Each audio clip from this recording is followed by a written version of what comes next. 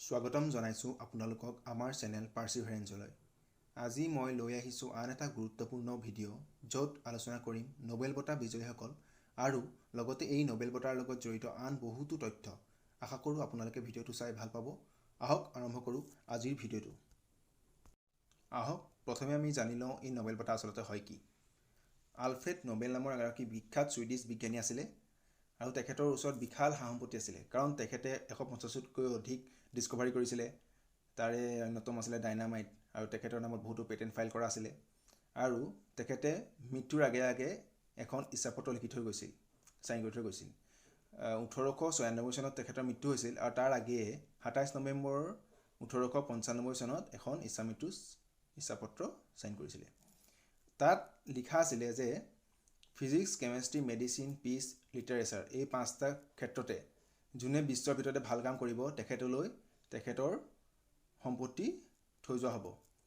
আৰু সেই অনুসৰিয়ে এই 5টা ক্ষেত্ৰত প্ৰাইজ দিয়াৰ ব্যৱস্থা কৰা হ'ল পাছলৈ, আৰু এই প্ৰাইজকে আমি এতিয়া নোবেল প্ৰাইজ বুলি জানো। আৰু এই নোবেল প্ৰাইজ প্ৰথমতে 1901 চনৰ পৰা দিয়া হৈছে।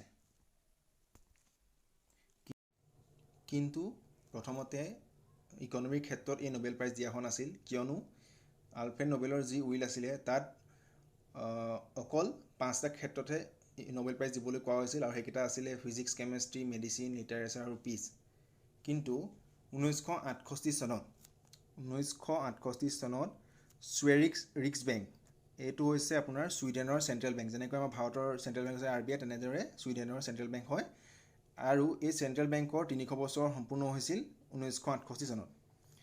সেয়েহে এই অকেজনতে আলফ্ৰেড নোবেলক সন্মান জনাই তেওঁলোকে এটা নতুন প্ৰাইজ ঘোষণা কৰিছিল, আৰু সেইটোৱে আছিলে ছুৱেৰিক্স ৰিক্সবেংক প্ৰাইজ ইন ইকনমিক্স ছায়েন্সেছ। আৰু এই ছুৱেৰিক্স ৰিক্সবেংক প্ৰাইজ ইন ইকনমিক্স ছায়েন্স বঁটাটোকে আমি বৰ্তমান নোবেল প্ৰাইজ ইন ইকনমিক বুলি কওঁ। কিন্তু বহুতে এই বঁটাটোক নোবেল প্ৰাইজ বুলি ক'ব নোখোজে, কিয়নো এই বঁটাটো আলফ্ৰেড নোবেলৰ যি উইল আছিলে 1895 চনত যিখন তেওঁ উইল চাইন কৰিছিলে, তাত ইকনমিক ক্ষেত্ৰতো ইনক্লুড নাছিলে। মানে তেখেতে অকল 5টা ক্ষেত্ৰতহে দিব বুলি কৈছিলে। সেয়েহে কিছুমানে এইটোক নোবেল প্ৰাইজ বুলি মানি নলয়। আৰু এই যি নোবেল প্ৰাইজ ইন ইকনমিক্স, মানে ছুৱেৰিক্স ৰিক্সবেংক প্ৰাইজ ইন ইকনমিক্স ছায়েন্স, এইটো দিয়ে the royal Sweden academy of sciences, Stockholm, Sweden. Stockholm হৈছে ছুইডেনৰ ৰাজধানী। ঠিক আছে, আহক আমি এতিয়া চাই লওঁ এই প্ৰাইজখিনি দিয়ে কোনে, মানে কোনখিনি ইনষ্টিটিউটে এই প্ৰাইজখিনি দিয়ে। Institute which give prizes. প্ৰথম, the Nobel Assembly at Karolinska Institute awards the Nobel prize in physiology or medicine. যি মেডিচিন বা ফিজিঅ'লজিত নোবেল প্ৰাইজ দিয়ে সেইটো দিয়ে the Nobel Assembly at the Karolinska Institute, মনত ৰাখিব। Next, the Swedish Academy grants the Nobel prize in literature. যিটো literature দিয়া হয় নোবেল প্ৰাইজ, সেইটো দিয়ে দ্য ছুইডিছ একাডেমিয়ে। আৰু যিটো নোবেল পিচ প্ৰাইজ দিয়ে সেইটো দিয়ে আপোনাৰ দ্য নৰৱেজিয়ান নোবেল কমিটি, মনত ৰাখিব। আৰু কেমেষ্ট্ৰি, ফিজিক্স আৰু ইকনমিত যিটো দিয়ে নোবেল প্ৰাইজ, সেইকেইটা দিয়ে আপোনাৰ the royal Swedish academy of science, মনত ৰাখিব। আৰু এই প্ৰাইজ চেৰেমনি হয় এনুৱেলি হয়, সেইটো হয় আপোনাৰ ষ্টকহোম, ছুইডেনৰ ৰাজধানী ষ্টকহোমত হয়। কিন্তু মনত ৰাখিব আপোনালোকে, with the exception of the Peace Prize ceremony which is held in Oslo. যিটো পিচ প্ৰাইজ চেৰিমনি হয়, শান্তিৰ কাৰণে যিটো নোবেল বঁটা দিয়ে, সেইটো হয় আপোনাৰ অছলো, নৰৱেৰ ৰাজধানী হৈছে অছলো, মনত ৰাখিব। পিচ প্ৰাইজৰ বাদে বাকী যিমানখিনি নোবেল বঁটা আছে সেইখিনি দিয়ে আপোনাৰ ছুইডেনত দিয়ে, ছুইডেনৰ ৰাজধানী ষ্টকহোমত দিয়ে। আৰু মন কৰিব, পিচ প্ৰাইজ যিটো আছে সেইটো দিয়ে আপোনাৰ নৰৱে ৰাজধানী অছলোত। কিয়নো আপোনাৰ আগতে নৰৱে আৰু ছুইডেন একেলগে আছিলে, কিন্তু 1905 চনতহে নৰৱে এখন বেলেগ কাণ্ট্ৰি হিচাপে ঘোষণা কৰা হয়। এতিয়া আমি চাওঁ আহক এই নোবেল বঁটাৰ লগত কি দিয়া হয়, মানে নোবেল বঁটা হিচাপে কি দিয়া হয়। এটা গ'ল্ড মেডেল দিয়ে, এখন ডিপ্ল'মা দিয়ে, আৰু প্ৰাইজ মনি দিয়ে। আৰু এই যি প্ৰাইজ মনি দিয়ে এইটো সময়ৰ লগে লগে সলনিও হৈ থাকে। ঠিক আছে, ইয়াৰ পাছত আপোনাৰ আৰু যিটো মেডেল দিয়ে সেইটো মেডেল 1980 চনৰ আগত যিমানবোৰ মেডেল দিছিল সেইবোৰ আছিল 23 কেৰেট গ'ল্ডৰ। 23 কেৰেট গ'ল্ডৰ আছিলে আৰু 1980 চনৰ পাছৰ যিখিনি মেডেল হয় সেইখিনি হৈছে আপোনাৰ 18 কেৰেটৰ হয় কিন্তু তাৰ ওপৰত 24 কেৰেটৰ এটা গোল্ড কোটিং থাকে 24 কেৰেটৰ কোটিং লগাই থোৱা থাকে ঠিক আছে নেক্সট আপোনাৰ এইটো এটা বহুত ইম্পৰ্টেণ্ট হয় আপোনালোকে মনত ৰাখিব যি নোবেল প্ৰাইজ দিয়ে এইটো আপোনাৰ মৃত্যুৰ পাছত নিদিয়ে the prize is not awarded posthumously ঠিক আছে একদম মনত ৰাখিব ইম্পৰ্টেণ্ট হয় কিন্তু মন কৰিব যে যদি আপোনাৰ এই যি প্ৰাইজৰ এনাউন্সমেণ্ট হৈ যায় এনাউন্সমেণ্ট হৈ যোৱাৰ পাছত যদি মৰে কিন্তু তেখেতক দিয়া হ'ব মানে আপুনি বুজিছে কথাটো কাৰণ এনাউন্সমেণ্ট আৰু যিটো প্ৰাইজ চেৰেমনি হয় ইয়াৰ মাজত অলপ দিন থাকে সেয়েহে যেতিয়া এনাউন্সমেণ্ট হৈ যোৱাৰ পাছত কিন্তু তেওঁ যদি মৃত্যু হয় তেতিয়াও কিন্তু এইটো দিয়া হ'ব কিন্তু কোনো মৃত ব্যক্তিক এই প্ৰাইজ নোবেল প্ৰাইজ দিয়া নহয় সেইটো মনত ৰাখিব আৰু মনত ৰাখিব A prize may not be shared among more than 3 individuals, although the Nobel Peace Prize can be awarded to organization of more than 3 people. আচ্ছা এই যি প্ৰাইজ হয় এই প্ৰাইজ আপোনাৰ 3জনতকৈ বেছি ব্যক্তিক দিয়া নহয় বুজিলে 3জনতকৈ বেছি দিয়া নহয় মানে কিন্তু যি নোবেল পিচ প্ৰাইজ দিয়ে এই পিচ প্ৰাইজটো আপোনাৰ অৰ্গেনাইজেশ্যনবোৰকো দিয়ে আৰু এইবাৰ আমাৰ নোবেল পিচ প্ৰাইজ পাইছে ৱৰ্ল্ড ফুড প্ৰগ্ৰেমে আৰু এই অৰ্গেনাইজেশ্যনটো বহুত লোকে কাম কৰে হাজাৰ মানুহে কিন্তু এই ক্ষেত্ৰত কিন্তু আপোনাৰ পিচ প্ৰাইজৰ ক্ষেত্ৰত আপোনাৰ মোৰ দেন 3 পিপলকো দিয়া হয় মানে 3জনতকৈ অধিক পিপলকো দিয়া হয় বুজিলে মনত ৰাখিব ইম্পৰ্টেণ্ট হয় এইখিনি তথ্য মই আপোনাৰ লগে কৈ গৈছোঁ আপোনালোকে এইখিনি নোট কৰি যাব ঠিক আছে যদি আপোনালোকে মোৰ এই ভিডিঅ'বোৰ চাই অলপ হ'লেও উপকৃত হৈছে তেন্তে আমাৰ চেনেলটো আগুৱাই নিবলৈ আপোনাৰ বন্ধু বান্ধৱীৰ লগতে পৰিয়ালবৰ্গৰ সৈতে এই ভিডিঅ'বোৰ শ্বেয়াৰ কৰিব চেনেলটো যিহেতু নতুনকৈ আৰম্ভ কৰিছোঁ আপোনালোকৰ সহায় আৰু উপদেশ অত্যন্ত জৰুৰী আশা কৰোঁ সকলোৱে চেনেলটো আদৰি ল'ব এতিয়া চাওঁ আমি আহক য়ংগেষ্ট উইনাৰ আটাইতকৈ কম বয়সীয়া নোবেল বঁটা বিজয়ী কোন হয় তেখেত হৈছে মালালা ইউছুফজাই তেখেত পাকিস্তানৰ হয় আৰু তেখেতে 17 বছৰ বয়সতে এই নোবেল প্ৰাইজ পাইছিলে আৰু 2014 চনৰ যি নোবেল পিচ প্ৰাইজ আছিলে সেইটো পাইছিলে আৰু নেক্সট মন কৰিব অল্ডেষ্ট উইনাৰ এজন চবতকৈ বয়সীয়াল ব্যক্তি তেখেত হৈছে জন বি গুডেনাফ তেখেতে 97 বয়সত এই নোবেল বঁটা পাইছিলে আৰু তেখেতে কেমেষ্ট্ৰিৰ কাৰণে পাইছিলে 2019 চনত মানে যোৱা বছৰ পাইছিলে এইখন তালিকাত আছে য়ংগেষ্ট উইনাৰ ইন ইচ ফিল্ড সবাতোতকৈ কম বয়সীয়া নোবেল বঁটা বিজয়ীসকল মই কৈ গৈছোঁ আপোনালোকে চাই যাব ফিজিক্স পদাৰ্থ বিজ্ঞানত পাইছিলে তেখেত হৈছে উইলিয়াম লৰেন্স ব্ৰেক তেখেতে 1915 চনত 25 বছৰ বয়সতে নোবেল বঁটা পাইছিলে আৰু ৰসায়ন বিজ্ঞানত পাইছিলে ফ্ৰেডেৰিক জলিয়েটে তেখেতে 35 বছৰ বয়সতে পাইছিলে আৰু চনটো আছিলে 1935 চন নেক্সট চিকিৎসা বিজ্ঞানত পাইছিলে ফ্ৰেডেৰিক বেণ্টিঙে তেখেতে 32 বছৰ বয়সতে পাইছিলে আৰু চনটো আপোনালোকে মনত ৰাখি যাব 1923 চন নেক্সট লিটাৰেচাৰ মানে সাহিত্যত পাইছিলে ৰুডিয়াৰ্ড কিপলিং তেখেতে 1907 চনত পাইছিলে তেখেতৰ বয়স আছিলে 41 বছৰ আৰু এই ৰুডিয়াৰ্ড কিপলিঙেই জাংগল বুকখন লিখিছিলে আপোনালোকে মনত আছে জাংগল বুক যে এই জাংগল বুক ৰুডিয়াৰ্ড কিপলিঙে লিখিছিলে ঠিক আছে আৰু নেক্সট পিচ শান্তিৰ কাৰণে পাইছিলে মালালা ইউছুফজাই তেখেতে 14 চনত পাইছিলে 2014 চনত 17 বছৰ বয়সতে আৰু নেক্সট আপোনাৰ ইকনমিক্স সায়েন্সত পাইছিলে এষ্টাৰ ডাফ্লো তেখেতে 2019 চন মানে যোৱা বছৰ পাইছিলে 46 বছৰ বয়সত আৰু চাবলৈ গ'লে আপোনাৰ যিখিনি অভাৰঅল চাবলৈ গ'লে 17 বছৰ কম বয়স চবতকৈ তেখেতে হৈছে মালালা ইউছুফজাই ঠিক আছে নেক্সট চাওঁ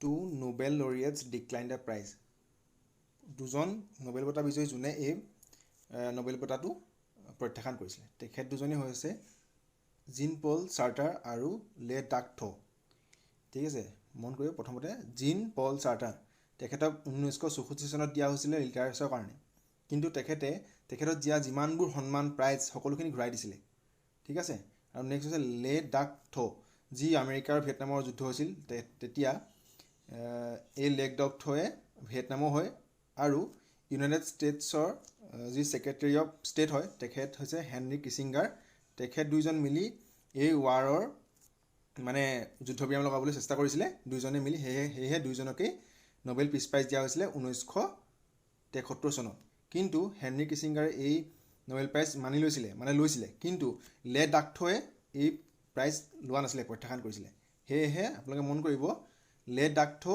আৰু জিন পল চাৰ্টাৰ এই দুজনেই বৰ্তমানলৈকে এই দুজনেই নোবেল পিছ প্ৰাইজ বুলি নহয় নোবেল প্ৰাইজ প্ৰত্যাখ্যান কৰিছে বৰ্তমানলৈকে। এতিয়া চাওঁ multiple times winner of Nobel prize. আমাৰ যি international committee of red cross আছে, এইটো এটা অৰ্গেনাইজেশ্যন হয়। এইটো অৰ্গেনাইজেশ্যনে আপোনাৰ এতিয়ালৈকে বৰ্তমানলৈকে 3বাৰ নোবেল প্ৰাইজ পাইছে, নোবেল পিছ প্ৰাইজ পাইছে। ঠিক আছে। আৰু এই ইণ্টাৰনেশ্যনেল কমিটি অফ ৰেড ক্ৰছৰ ফাউণ্ডাৰ হেনৰি ডনাল্ড, তেখেতেই হৈছে প্ৰথমগৰাকী নোবেল প্ৰাইজ বিজয়ী, আৰু তেখেতে 1901 চনত পাইছিলে নোবেল বঁটা। আৰু এই হেনৰি ডনাল্ডৰ জন্মদিনৰ দিনাই মানে 8 মে' তাৰিখে আমি ৱৰ্ল্ড ৰেড ক্ৰছ ডে হিচাপে পালন কৰোঁ।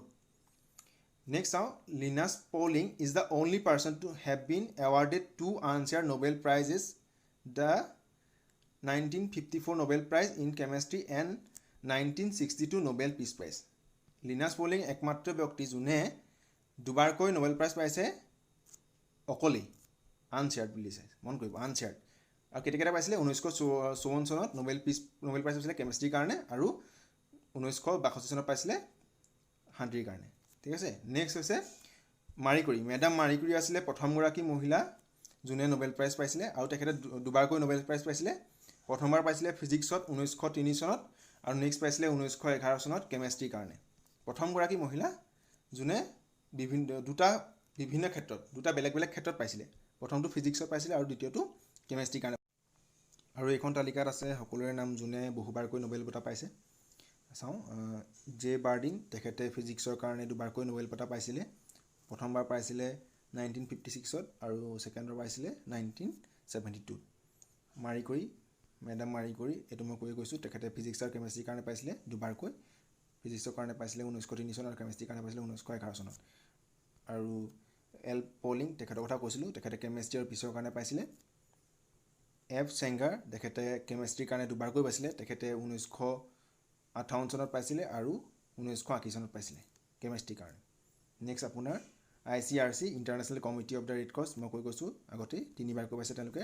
কেইটা পাইছে সেইটো চাই যাব, 1917, 1944 আৰু 1963 চনত। Next UNHCR, united nation high commissioner for refugee. ঠিক আছে। তেওঁলোকে পাইছিলে দুবাৰকৈ পিছ প্ৰাইজ, নোবেল পিছ প্ৰাইজ। কেইটা পাইছিলে 1954 আৰু 1981। ঠিক আছে। আৰু আপোনালোকে এইখিনি স্ক্ৰীনশ্বট লৈ ল'ব পাৰে তালিকাখন, টেবুলখন।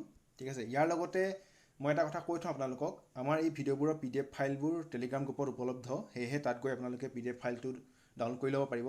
ইয়াৰ বাহিৰেও ডেইলি কিছুমান গুৰুত্বপূৰ্ণ ষ্টাডি মেটেৰিয়েল তাত দি থকা হয়, সেয়েহে টেলিগ্ৰাম চেনেলটো জইন কৰি ল'ব আপোনালোকে আৰু নিজৰ প্ৰিপেৰেশ্যন ভালদৰে চলাই যাব। এতিয়া চাওঁ এইবাৰৰ নোবেল বঁটা বিজয়ীসকল।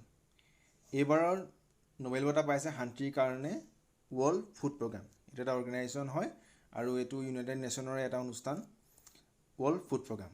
ৱৰ্ল্ড ফুড প্ৰগ্ৰাম পাইছে for its efforts to combat a surge in global hunger amid the corona virus pandemic. আৰু এই ৱৰ্ল্ড ফুড প্ৰগ্ৰামৰ ফৰ্মেশ্যন হৈছিলে আপোনাৰ 1961 চনৰ 19 ডিচেম্বৰ তাৰিখে। ইয়াৰ হেডকোৱাৰ্টাৰ আছে ৰোম, ইটালীত, আৰু ইয়াৰ হেড হৈছে ডেভিড বিছলি। মনত ৰাখিব এইখিনি। Next Nobel prize in literature, সাহিত্যত নোবেল বঁটা পাইছে এইবাৰ লুইছ গ্লাকে। এখেত আমেৰিকাৰ হয় আৰু তেখেতে পাইছে for her unmistakable poetic voice that with austere beauty makes individual existence universal.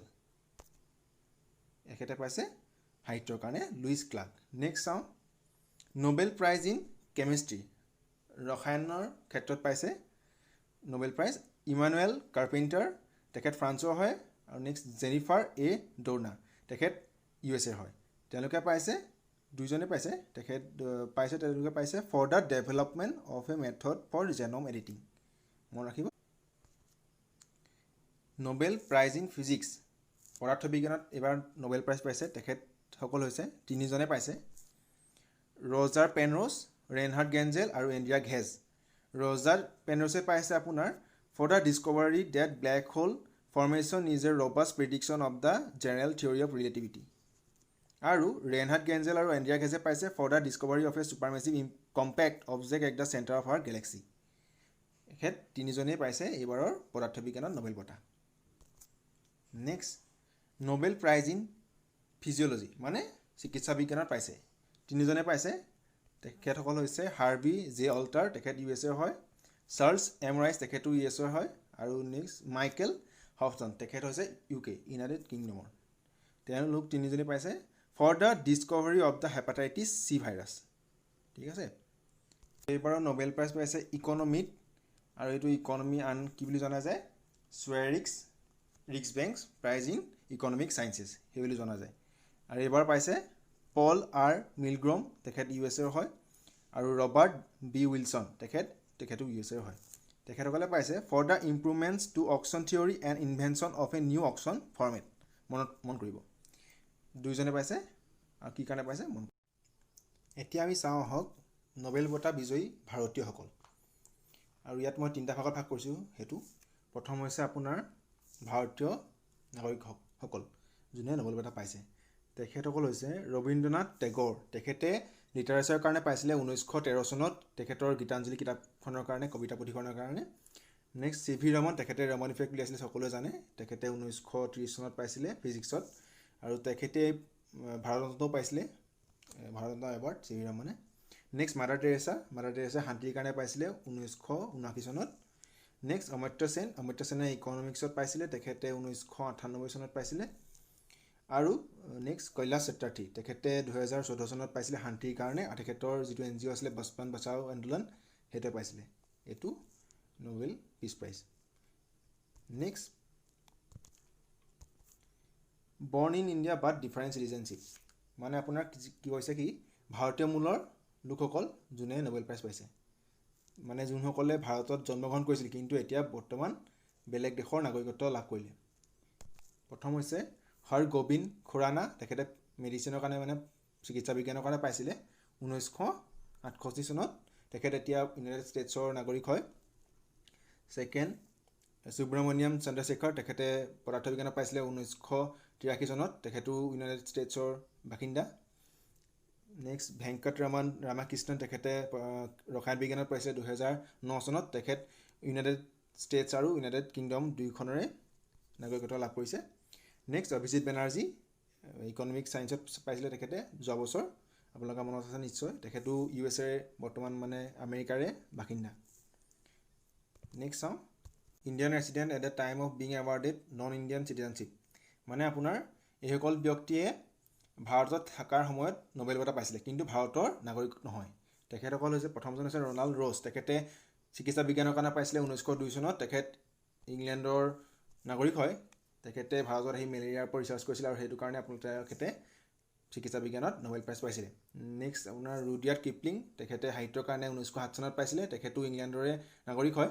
তেখেতে যি আমাৰ মধ্যপ্ৰদেশত আছে national park, Pench national park, তাৰ ইনস্পিৰেশ্যন পাইছিলে এই জংগল বুক কিতাপখন লিখিবলৈ। আৰু নেক্সট আছে টেনজিং গেটছো, তেখেতক আপোনাৰ সকলোৱে চিনি পায়, তেখেতে হৈছে বৰ্তমানৰ দালাই লামা, 14 নম্বৰৰ দালাই লামা। এইটো এটা পষ্ট হয়, দালাই লামা নাম নহয়। আৰু তেখেতৰ নাম হৈছে টেনজিং গেটছো, তেখেতে 2009 চনত শান্তিৰ কাৰণে নোবেল বঁটা পাইছিলে। আৰু আমি সকলোৱে জানো তেখেত টিবেটৰ হয় অৰিজিনেলি, কিন্তু তেখেত ভাৰতত থাকে। ঠিক আছে, থেংক ইউ। ইয়াৰ লগে লগে আমাৰ আজি ভিডিঅ'টি সমাপ্ত ঘটিছে। ধন্যবাদ। আশা কৰোঁ ভিডিঅ'টো চাই ভাল পালে আপোনালোকে, আৰু এনেকুৱা ভিডিঅ'বোৰ চাই থাকিবলৈ আমাৰ চেনেলটো ছাবস্ক্ৰাইব কৰি ল'ব, লগতে শ্বেয়াৰো কৰিব। Thank you. Keep learning, we can, we will.